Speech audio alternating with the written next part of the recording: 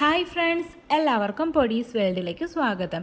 ഇന്ന് വളരെ എളുപ്പത്തിൽ തയ്യാറാക്കിയെടുക്കാൻ പറ്റുന്ന ഒട്ടും തന്നെ കുഴഞ്ഞൊന്നും പോകാത്ത ടേസ്റ്റി ആയിട്ടുള്ള അവലുപ്പുമാവിൻ്റെ റെസിപ്പി ആയിട്ടാണ് ഞാൻ വന്നിട്ടുള്ളത്.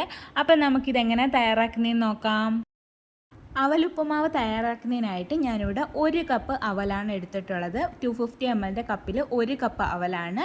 ബ്രൗൺ അവലാണ്, മട്ട അവലാണ് ഞാൻ എടുത്തിട്ടുള്ളത്. ഇത് നമുക്കൊരു പാത്രത്തിലേക്ക് അങ്ങ് ഇട്ട് കൊടുക്കാം. അപ്പോൾ ഞാൻ എടുത്തിട്ടുള്ള അവലിന് ഒട്ടും കട്ടിയില്ലാത്ത അവലാണ് എടുത്തിട്ടുള്ളത്. ഇനി നമുക്കിതൊന്ന് നനച്ചിട്ടെടുക്കണം.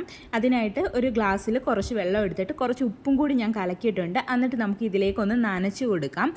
ഇപ്പോൾ നിങ്ങൾ എടുക്കുന്നത് കട്ടിയുള്ള അവലാണെന്നുണ്ടെങ്കിൽ ഈ അവലിലേക്ക് കുറച്ച് വെള്ളം ഒഴിച്ചിട്ട് ഒന്ന് അപ്പം തന്നെ പിഴിഞ്ഞിട്ടെടുക്കുക കേട്ടോ. ഇപ്പം ഞാൻ എടുത്തിട്ടുള്ള അവലിന് അധികം കട്ടിയില്ല. അപ്പം നമ്മൾ അങ്ങനെ ചെയ്ത് കഴിഞ്ഞാൽ നല്ലതുപോലെ അങ്ങ് കുഴഞ്ഞു പോകും. നല്ലതുപോലെ നമുക്ക് ഉപ്പുമാവ് കിട്ടത്തില്ല.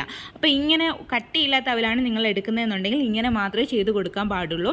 അതുപോലെ തന്നെ ഉപ്പും കൂടി ഇടുകയാണെന്നുണ്ടെങ്കിൽ ഈ അവലിനകത്ത് ആ ഒരു ഉപ്പ് പിടിക്കും. അല്ലാതെ നമ്മൾ ഉപ്പ് ഡയറക്റ്റായിട്ട് ഇട്ട് കൊടുക്കുകയാണെന്നുണ്ടെങ്കിൽ ഉപ്പ് അവിടെ ഇവിടെയൊക്കെ പറ്റി പിടിച്ചിരിക്കത്തതേ ഉള്ളൂ. നല്ലതുപോലെ അങ്ങോട്ട് ഉപ്പ് ആകത്തില്ല. ഇങ്ങനെ വെള്ളത്തിൽ കലക്കിയിട്ട് നമ്മൾ ചെയ്തെടുക്കുകയാണെന്നുണ്ടെങ്കിൽ ഉപ്പ് എല്ലാ സ്ഥലത്തും പിടിക്കും. അപ്പോൾ അങ്ങനെ ഒരു 2-3 പ്രാവശ്യം നമ്മളിങ്ങനെ തളിച്ച് കൊടുത്തിട്ട് ഇങ്ങനെ എല്ലായിടവും ഇങ്ങനെ മിക്സ് ചെയ്തിട്ട് എടുക്കുമ്പോൾ തന്നെ ഇത് നല്ല സോഫ്റ്റായിട്ട് കിട്ടും. അത് നമുക്ക് ഇങ്ങനെ മിക്സ് ചെയ്യുമ്പോൾ അറിയാൻ പറ്റും സോഫ്റ്റായിട്ട് കിട്ടുന്നത്. പിന്നീട് നമുക്കിതിലേക്ക് ഒരു 1/4 കപ്പ് അളവിൽ തേങ്ങയും കൂടി ചേർത്ത് കൊടുക്കാം. എന്നിട്ട് നന്നായിട്ട് മിക്സ് ചെയ്തിട്ടെടുക്കാം. തേങ്ങയ്ക്കകത്ത് ചെറിയൊരു വെള്ളം നനവൊക്കെ ഉണ്ട്. അപ്പോൾ ആ ഒരു വെള്ളം നനവിൽ അവലൊന്നും കൂടി സോഫ്റ്റ് ആവത്തതേ ഉള്ളൂ. എന്നിട്ട് നന്നായിട്ട് മിക്സ് ചെയ്തിട്ട് എടുക്കുക. ഇനി നമുക്ക് ഇതൊന്ന് അടച്ചിട്ടും കൂടി വെക്കാം. അല്ല തുറന്ന് വെക്കുകയാണെന്നുണ്ടെങ്കിൽ ഡ്രൈ ആയി പോകാനുള്ള ചാൻസ് ഉണ്ട്. അതുകൊണ്ട് ഒന്ന് അടച്ച് വെക്കാം. ഇനി നമുക്ക് ഉപ്പുമാവ് ഉണ്ടാക്കി തുടങ്ങാം. അതിനായിട്ട് ഒരു കടായിലേക്ക് 1 ടേബിൾ സ്പൂൺ അളവിൽ വെളിച്ചെണ്ണ ഒഴിച്ചു കൊടുക്കുന്നുണ്ട്. അതുപോലെ തന്നെ 1 ടേബിൾ സ്പൂൺ അളവിൽ നെയ്യും കൂടി ഒഴിച്ചു കൊടുക്കുകയാണ്. അപ്പോൾ നിങ്ങൾക്ക് നെയ്യ് താല്പര്യമില്ലെങ്കിൽ വെളിച്ചെണ്ണ മാത്രം ഒഴിച്ചു കൊടുത്താൽ മതി. അപ്പോൾ ഓയിലൊന്ന് ചൂടായി വന്നപ്പോഴത്തേക്കും 1/2 ടീസ്പൂൺ അളവിൽ കടുക് ഇട്ട് കൊടുത്തിട്ടുണ്ടായിരുന്നു. കടുകൊക്കെ ഒന്ന് പൊട്ടി വന്നപ്പോഴത്തേക്കും 1 ടീസ്പൂൺ അളവിൽ ഉഴുന്നും കൂടി ചേർത്ത് കൊടുക്കുന്നുണ്ട്. അതിനുശേഷം ഇതിലേക്ക് 1 ഉണക്കമുളകും കൂടി ചേർത്ത് കൊടുക്കുകയാണ്. നമ്മുടെ എരിവിനനുസരിച്ചിട്ട് മുളകിൻ്റെ എണ്ണം തീരുമാനിക്കുക കേട്ടോ. എന്നിട്ട് ഇത് നന്നായിട്ടൊന്ന് മിക്സ് ചെയ്തിട്ട് എടുക്കാം.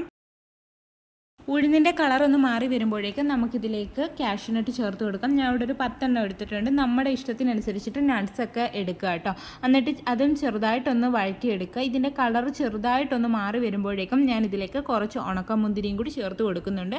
എന്നിട്ട് അതും ഒന്ന് റോസ്റ്റ് ചെയ്തിട്ട് എടുക്കുകയാണ്. ഇതൊക്കെ ഈ ഉണക്കമുന്തിരി ഒന്ന് വേർത്ത് വരുമ്പോഴേക്കും ഞാൻ ഇതിലേക്ക് ഒരു ചെറിയ കഷ്ണം ഇഞ്ചി ഒന്ന് ചോപ്പ് ചെയ്തതും കൂടി ചേർത്ത് കൊടുക്കുകയാണ്. എന്നിട്ട് അതും ഒന്ന് നന്നായിട്ട് വഴറ്റിയെടുക്കാം. അതിൻ്റെ ഒരു പച്ച ചുവയൊക്കെ ഒന്ന് മാറി വരുന്നിടം വരെ ഒന്ന് വഴറ്റി കൊടുക്കാം.